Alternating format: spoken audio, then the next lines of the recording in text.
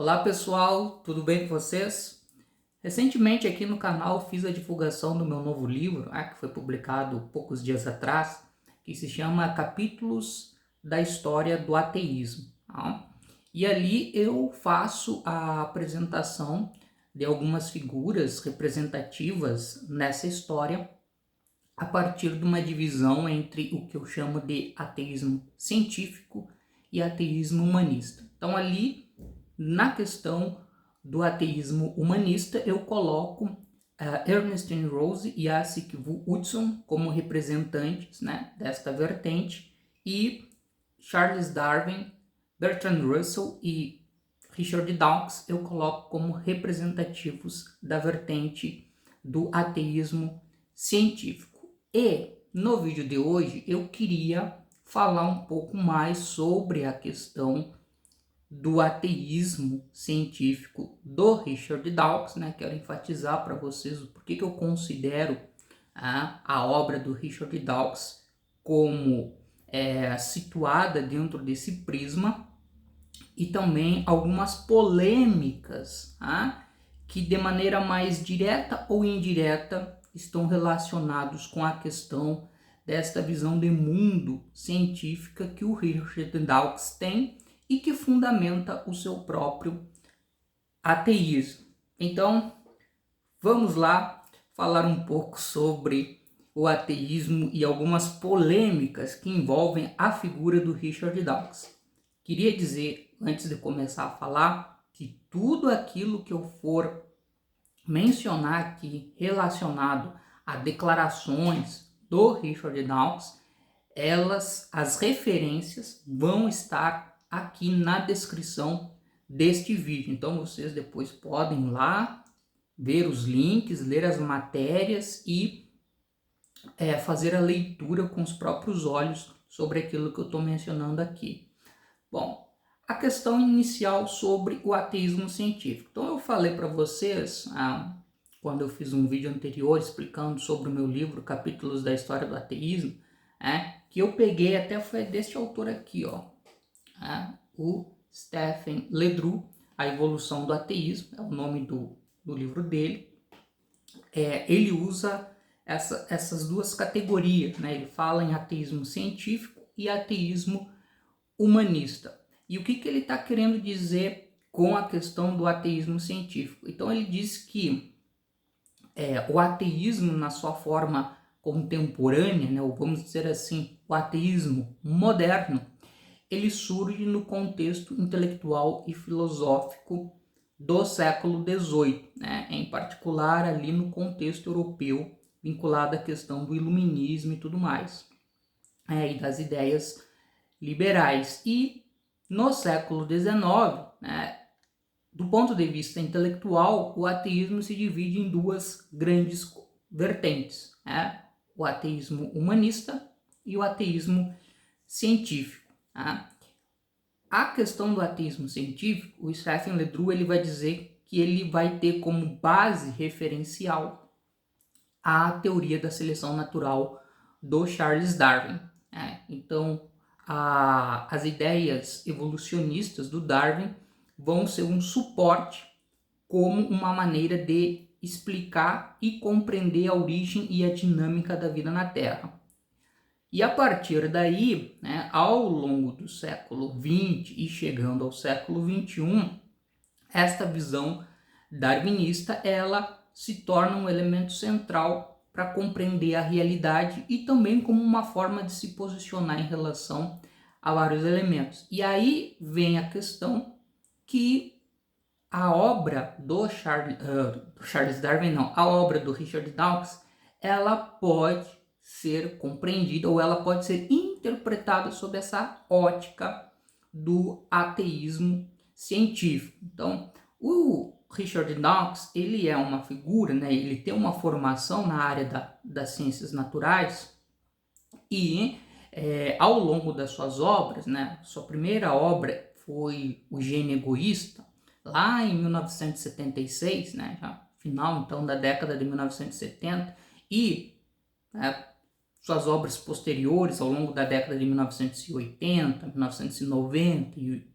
depois chegando no século XXI, essas obras elas explicitam de uma maneira muito direta o seu tributo às ideias do Charles Darwin. Tá? Então, uma visão darwiniana, tá? Que é defendida por Richard Dawkins. Então, isso aqui é um elemento central. Né? Então, esse parâmetro das ciências naturais é fundamental, não apenas na maneira como ele vai entender o mundo, mas também na maneira como ele vai compreender o seu próprio ateísmo. Tá?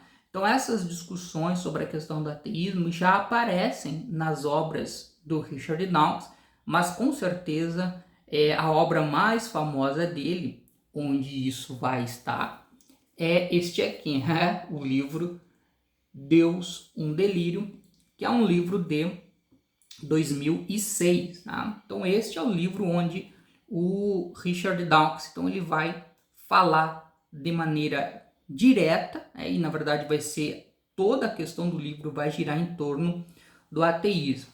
E aí, se nós conhecermos as obras anteriores, não necessariamente todas as obras, né, mas se a gente conhece um pouco das obras anteriores do Richard Dawkins, por exemplo, se a gente já leu O Gênio Egoísta, ou se a gente leu O Relojoeiro Cego, né, que eu fiz a leitura dessas obras, e aí lê o Deus, um Delírio, o que nós percebemos é que o ateísmo do Richard Dawkins ele vai se calcar então nesses procedimentos ou nesses preceitos que vêm da teoria da evolução, né? Sua base, sua matriz. E também na autobiografia, né, que o Richard Dawkins escreveu, ele fala lá que o seu grande herói das ciências é Charles Darwin. Tá? Um dos desdobramentos, né, deste posicionamento, tá, que o Stephen Ledru coloca, que dentro da perspectiva do ateísmo científico, o que se entende é que existiria um conflito de interpretações, de compreensões do mundo que envolve a ciência e a religião. Ou seja, tanto a ciência quanto a religião se colocariam com o mesmo objetivo ou a mesma tarefa de oferecer respostas para explicar a origem da vida, a dinâmica, enfim, tudo mais. E aí o Richard Dawkins ele se coloca contra isso e, além de se colocar contra, então ele entender que existe um conflito, e aí não é um conflito epistemológico, mas também é um conflito que tem desdobramentos políticos, tá? Que envolve ciência e religião.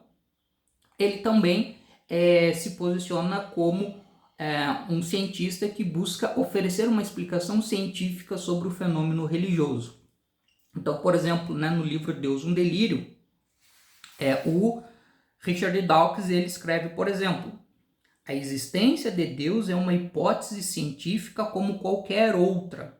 Então ele entende que Deus pode ter uma explicação, a crença na existência em Deus pode ter uma explicação científica. Né? Então, ou seja, é algo que pode ser verificado, né? E a partir daí se tomar conclusões sobre, no caso, a sua não existência. Tá? Um outro trecho que eu gostaria de ler, que está relacionado a Deus, um Delírio, a obra Deus, um Delírio, que é quando o Richard Dawkins escreve o seguinte: qualquer inteligência criativa de complexidade suficiente para projetar qualquer coisa só existe como produto final de um processo extenso de evolução gradativa.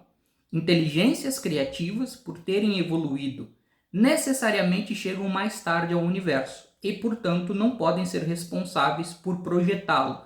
Deus, no sentido da definição, é um delírio. Ou seja, partindo dos princípios da teoria da evolução natural, formas de vida mais simples dão origem a formas de vida mais complexas. Porém, a crença em Deus se fundamenta na ideia de que uma forma de vida super complexa, né, que seria Deus, dá origem às formas de vida mais simples e a outras formas de vida mais complexas. Então, do ponto de vista evolutivo, do ponto de vista da teoria da evolução natural, essa crença em Deus não faz sentido. A existência dessa entidade, dessa divindade, ela não faz sentido. Por isso que ele vai chamar aqui que Deus é um delírio. Na verdade, é um delírio do ponto de vista da compreensão da teoria da evolução. Tá? Existem muitas polêmicas que envolvem essa maneira do Richard Dawkins ele fazer essa discussão sobre o fenômeno religioso e sobre a crença em Deus, ou seja, fazer uma leitura sob as lentes da ciência para entender e para oferecer respostas para isso. Tá? Há aqueles que concordam com essa leitura e há aqueles que discordam, né, que partem do entendimento de que o fenômeno religioso deve ser compreendido, inclusive a crítica ao fenômeno religioso e a própria ideia de Deus deve ser feita a partir de outras premissas, né, de outras referências epistemológicas. Tá? Mas não vou me aprofundar aqui, só queria deixar esse ponto inicial. E a partir daí, nós temos o quê? O Richard Dawkins, principalmente aqui nesse início do século XXI, ele começou a se envolver em algumas polêmicas, e eu quero falar um pouco com você sobre essas polêmicas e tentar me posicionar aqui no sentido de dizer como elas podem estar direta ou indiretamente, né, de uma maneira mais explícita e às vezes nem tanto, mas elas têm uma certa relação com esta visão de mundo científica do Richard Dawkins que fundamenta o seu próprio ateísmo. A primeira dessas polêmicas que eu gostaria de mencionar diz respeito à questão da transfobia, tá? Que o Richard Dawkins já fez diversas manifestações, principalmente no antigo Twitter, né, que hoje é o X. Infelizmente eu nunca tive Twitter e nem não tenho X, então eu não tenho como ver aqui exatamente o que foi que ele escreveu, mas no material que eu consegui pela internet trazem muito dessas postagens que ele fazia nessa rede social. Então, uma das polêmicas, digamos assim, que são mais recentes, tá, estão relacionados à questão de manifestações transfóbicas por parte do Richard Dawkins, né? Alguns o criticam por isso, né, por ter um posicionamento transfóbico. Outros dizem que ele não teria, mas vamos lá. Então aqui é uma matéria que eu peguei, tá? Tem como título: explicando por que Richard Dawkins é transfóbico e por que a comunidade cética deve estar ciente disso. Então, por exemplo, pega um tweet do Richard Dawkins onde ele escreveu o seguinte, palavras do Richard Dawkins: uma mulher trans é uma mulher? Ponto de interrogação. Resposta que ele dá: puramente semântico. Se você define por cromossomos, não. Se por autoidentificação, sim. Eu a chamo de ela, entre aspas, por cortesia. Ou seja, o Richard Dawkins está colocando aqui que do ponto de vista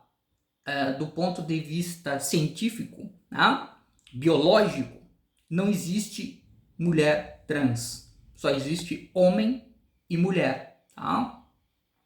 Então ele vai colocar isso. Tá? Numa entrevista que ele deu para David Pakman, ele diz o seguinte: eu não me importo particularmente se alguém quer se apresentar como o oposto do sexo que é. Eu me oponho se eles insistirem que outras pessoas reconheçam isso. Então, se uma mulher trans ela quer se apresentar com um nome feminino, ele falou, tá? Isso é uma questão dela, só que o que ele está dizendo aqui, eu não sou obrigado a ter que aceitar isso. E aí, continuando, eu apoio Jordan Peterson nisso, se nada mais no sentido do que ele se opõe ao governo canadense, tornando obrigatório que ele chame as pessoas por um pronome. E aí a matéria vai dizer o seguinte, aqui já termos da matéria. Jordan Peterson mentiu descaradamente por causa de um projeto de lei lá no Canadá, isso é uma discussão envolvendo o Canadá. Foi assim que ele ficou famoso, por ser abre aspas, guerreiro da liberdade de expressão e pintar o movimento trans como autoritário. Ninguém foi preso no Canadá por causa de pronomes. E anos depois, Richard Dawkins continua acreditando em tais mentiras. Tá? E numa outra matéria que eu peguei, traz uma outra polêmica envolvendo essa questão. Tá? Essa matéria aqui, deixa eu ver, setembro de 2023, tá? Que é uma matéria que Richard Dawkins abandonou a ciência para justificar sua transfobia. Eu diria que Richard Dawkins aqui ele está tentando apresentar essas posições com base no entendimento que ele tem do que seria a ciência, de como funciona a ciência. Então, assim, tem uma certa lógica na mente dele para os seus posicionamentos. Durante um episódio recente do seu podcast A Poesia da Realidade, Richard Dawkins conversou com a autora Ellen Joyce sobre, abre aspas, a influência da ideologia de gênero na sociedade. Que é uma autora que coloca aqui que ela é bastante crítica, em relação a essas questões sobre ideologia de gênero, e essas questões relacionadas a mulheres e homens trans.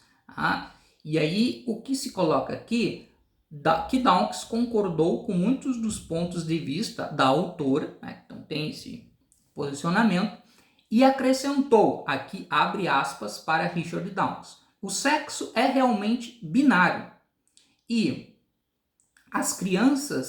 que as crianças estão escolhendo ser trans sob pressão tanto dos seus pares como dos seus professores. Ele também insistiu, aqui já é a matéria que está colocando, a partir dessa entrevista, desse diálogo lá no podcast, ele, no caso Richard Dawkins, também insistiu que pessoas como ele eram as verdadeiras vítimas de abuso, perguntando-se por que todo bullying vai em uma direção. Dawkins escreveu um ensaio para uma revista britânica respondendo à pergunta o que é uma mulher? E a resposta do Dawkins foi: uma mulher é uma fêmea humana adulta, livre de cromossomo Y, como se a ausência de um único cromossomo respondesse à questão. E aqui a matéria está dizendo, isso vai contra o que muitos cientistas afirmam sobre o assunto. Existem mulheres cisgêneros que têm cromossomos sexuais XY e muitas outras exceções ao sexo binário. Cerca de 1 em cada 1000 pessoas são intersexuais. Disse Jay McGrath, comunicador científico e doutor em genômica que prestou consultoria sobre inclusão trans para empresas de biotecnologia. Então essa aqui é a polêmica que envolve a questão trans. Então o que nós temos aqui?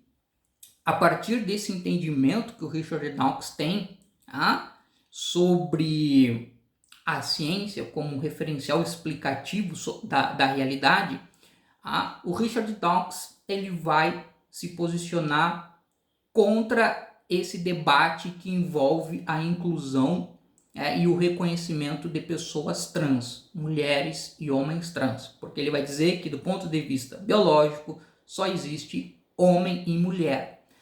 E tanto há um debate dentro da própria ciência em relação a isso, então essa posição do Dawkins ela é questionável, como nós temos aqui um outro ponto que eu queria frisar, é que como essa discussão na verdade ela tem desdobramentos políticos, porque tem toda uma pauta política e social em torno disso, sobre inclusão de pessoas, sobre a criação de direito para pessoas que não têm direitos garantidos, então tem uma série aí de privações.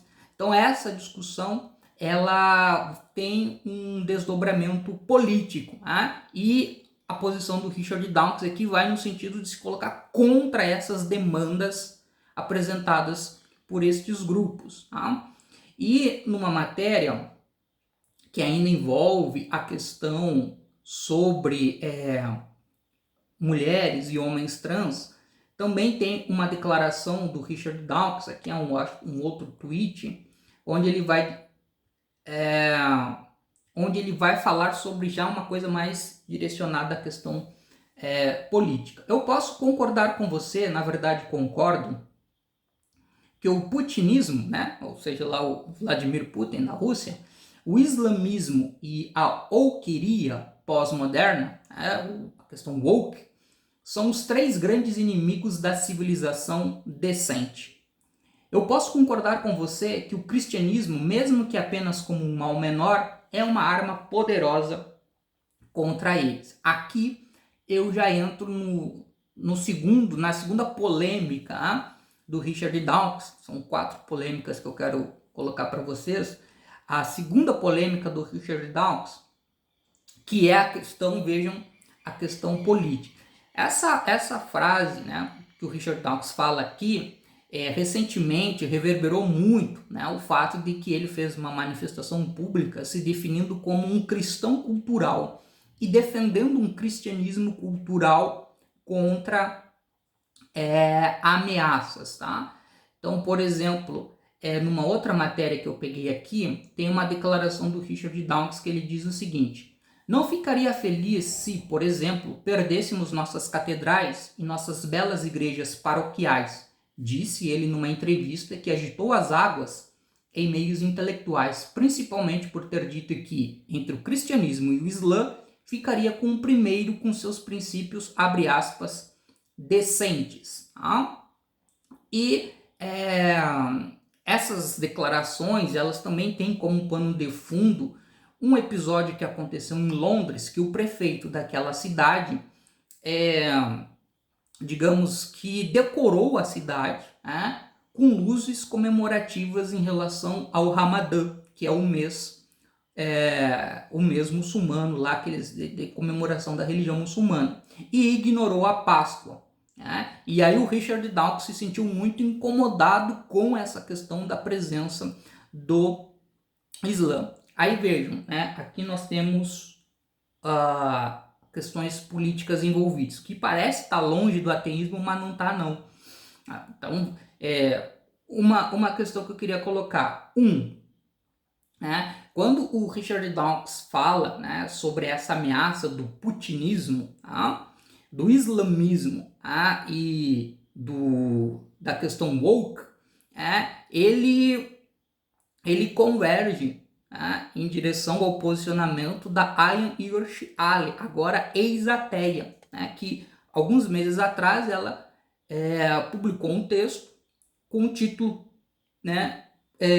por que ela não era mais ateia. Agora eu esqueci o nome do título, era o Bertrand Russell escreveu um texto Porque eu não sou cristão, e acho que é porque eu não sou ateia, não sou mais ateia, alguma coisa assim. Mas a questão que a Ayaan Hirsch Ali coloca naquele texto é que basicamente ela avaliou que o mundo ocidental, e o mundo ocidental aqui seria um mundo baseado em valores liberais e iluministas, estaria ameaçado por 3 grandes questões. A ameaça oriental, China, Rússia, a ameaça muçulmana e uma ameaça interna, que é o movimento woke, as demandas do movimento woke, que seria o movimento do politicamente correto, que vem de setores da esquerda.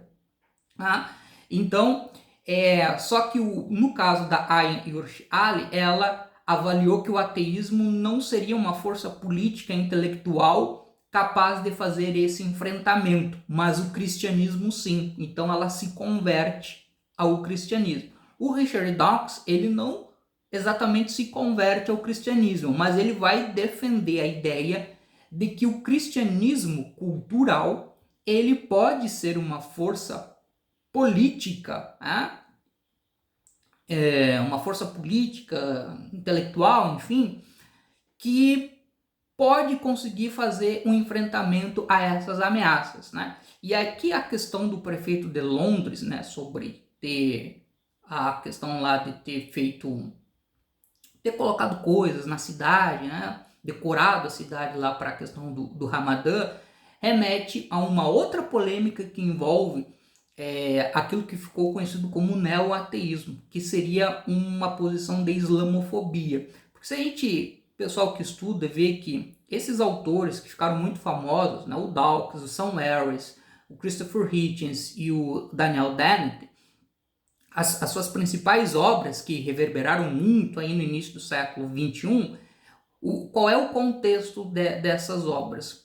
É a questão do ataque às Torres Gêmeas na cidade de Nova York em 2001, por terroristas que utilizaram a religião islâmica como justificativa. Então essas obras surgem dentro daquele contexto onde haverá uma interpretação de uma ameaça do Islã ao mundo ocidental, né, baseado nesses valores liberais e iluministas, de acordo com aquilo que esses autores, né, esses 4 autores que eu mencionei, eles vão enfatizar, alguns mais, outros menos. Mas, por exemplo, o Sam Harris ficou muito identificado com uma posição islamofóbica, e inclusive defendeu a ideia de uma intervenção do Ocidente no Oriente. Durante o governo George W. Bush Filho, o Sam Harris ele foi um dos legitimadores da chamada guerra ao terror.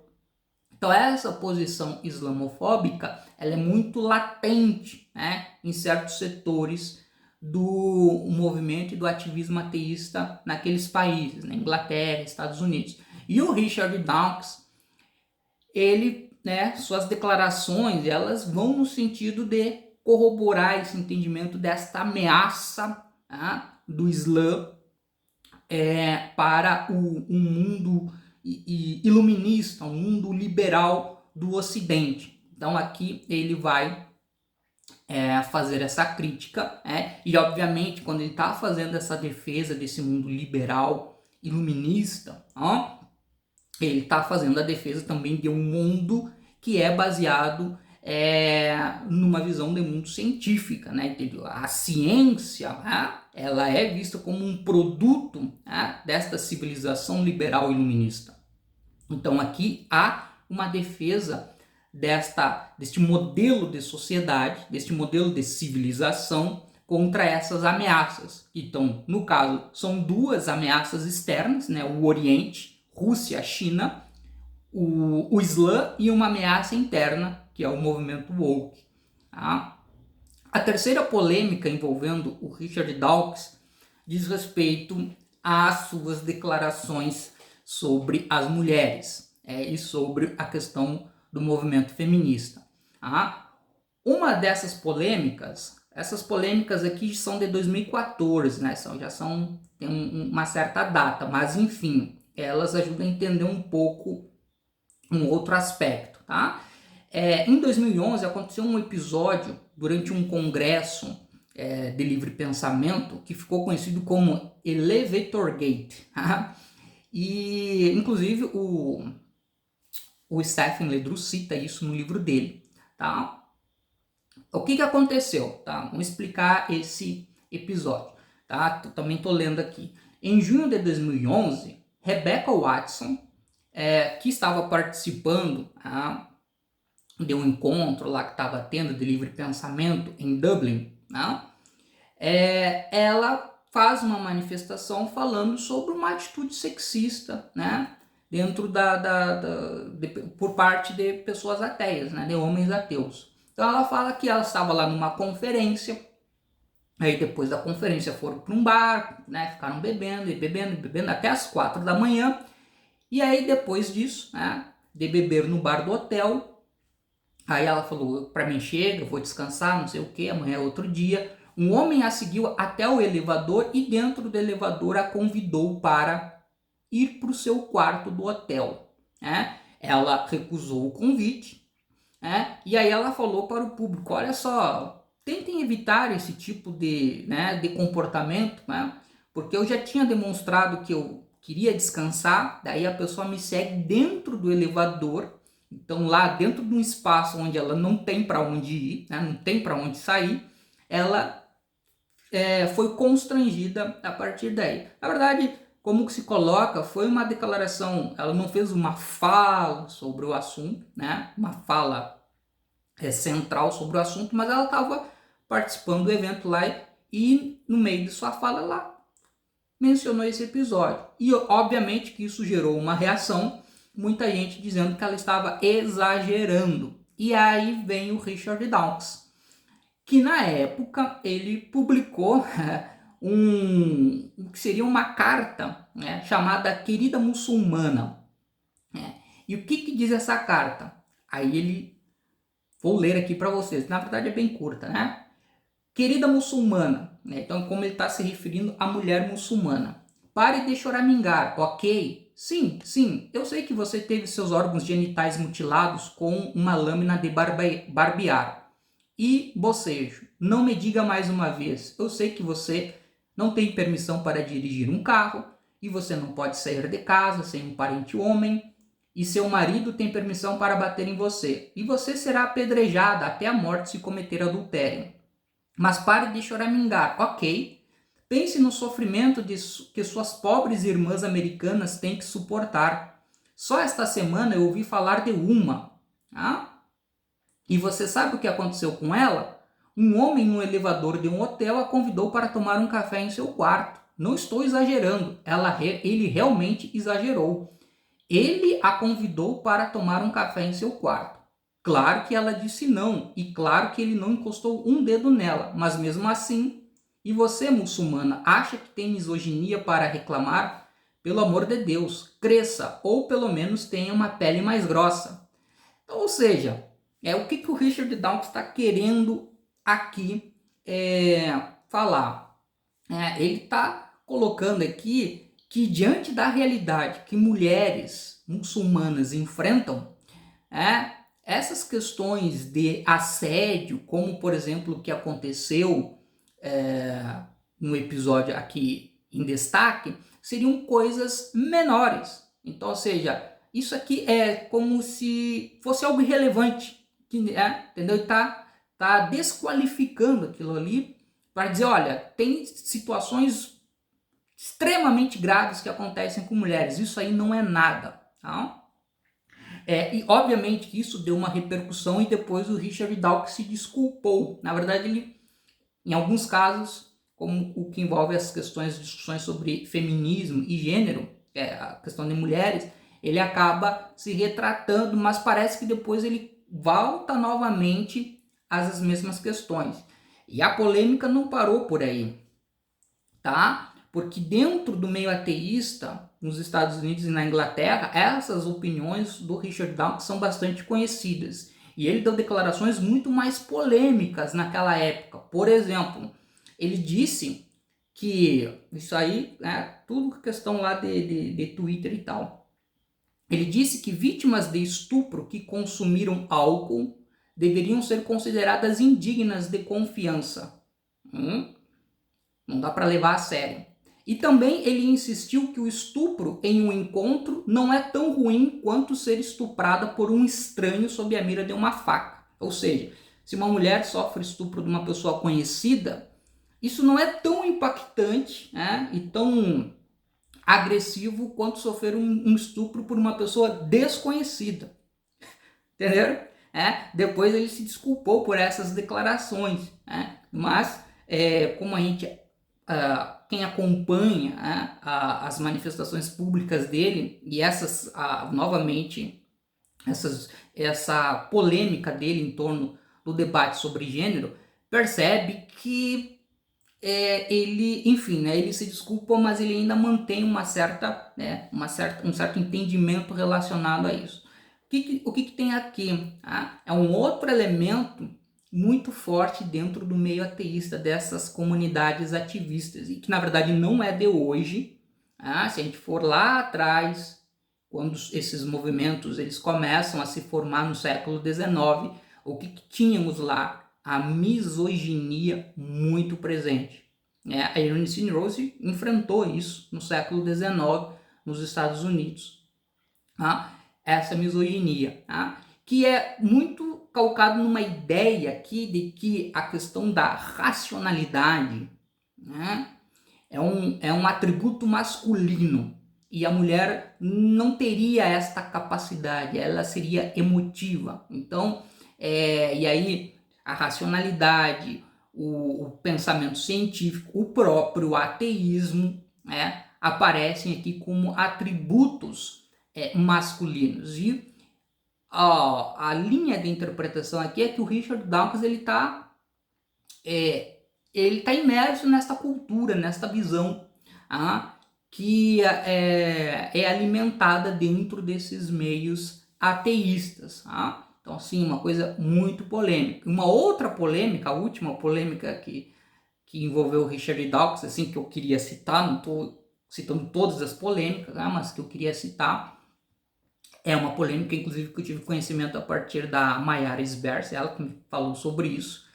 Também é uma polêmica lá de 2014, que é o seguinte: Richard Dawkins criou polêmica nas redes sociais ao dizer que seria imoral para uma mãe manter uma gravidez se soubesse que o feto teria síndrome de Down, segundo o jornal The Guardian. Ele fez um comentário no Twitter em resposta a uma usuária que disse que enfrentaria um verdadeiro dilema ético se descobrisse que está grávida de uma criança com Down. Richard Dawkins escreveu: aborte e tente de novo. Seria imoral trazê-lo ao mundo se você tiver escolha. Depois ele se desculpou por falar isso e disse o seguinte: minha verdadeira intenção era, como já foi referido anteriormente, simplesmente dizer que eu pessoalmente faria, com base na minha própria avaliação da pragmática do caso e minha própria filosofia moral, que por sua vez é baseada num desejo de aumentar a felicidade e reduzir o sofrimento. Ou seja, fetos com Down significa o quê? Que nós teríamos aqui crianças e pessoas adultas que enfrentariam diversos problemas. Então, seria mais prudente, ou mais ético na visão dele, a filosofia moral dele. Isso me lembra muito a questão do pragmatismo do Jeremy Bentham, do século XIX, minimizar o sofrimento e maximizar a felicidade, que dentro dessa avaliação do Richard Dawkins é melhor fazer um aborto de uma criança que se tem esse diagnóstico que ela vai ter síndrome de Down, do que ter essa criança e criar essa criança e dar a oportunidade dessa criança para fazer aqui a sua própria trajetória de vida. Claro que também envolve a discussão sobre o aborto. E o que acontece? Tem muita gente que se coloca contra o aborto porque entende que o aborto é uma espécie de uma banalização de uma prática.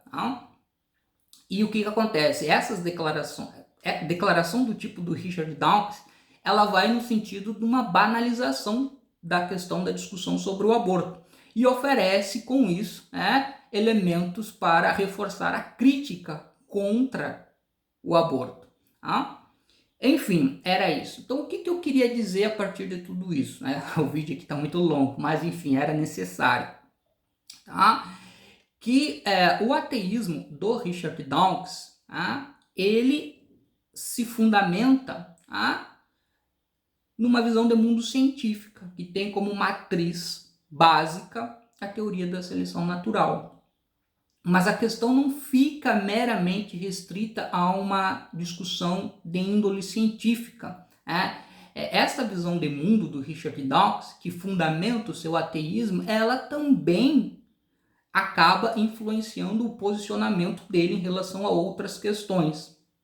Mostrando aqui o que nós vemos, um conservadorismo político e social, que vem como, digamos assim, como seu grande objetivo, fazer uma defesa de um modelo de sociedade, que seria um modelo, na visão dele, baseado em valores liberais e iluministas, que foi o que forjou o desenvolvimento da própria ciência moderna, essa é a leitura que é feita a partir daqui, e, consequentemente, do próprio ateísmo como possibilidade epistêmica de ser elaborada e também de ser defendida, e que essas outras ameaças que pairam por aí podem colocar tudo em risco. Ateísmo não eu já disse aqui em várias ocasiões, não é meramente uma questão de dizer que Deus existe ou não existe. No caso, dizer que Deus não existe. O ateísmo, quando nós olhamos para a sua história política, social, intelectual, o ateísmo ele acaba implicando em discussões sobre outros temas com os quais ele está relacionado. E o Richard Dawkins aqui é uma prova disso. Era esse o vídeo que eu queria fazer sobre o polêmico ateísmo de Richard Dawkins. Agora fica aí com vocês deixarem seus comentários. Um abraço e até breve.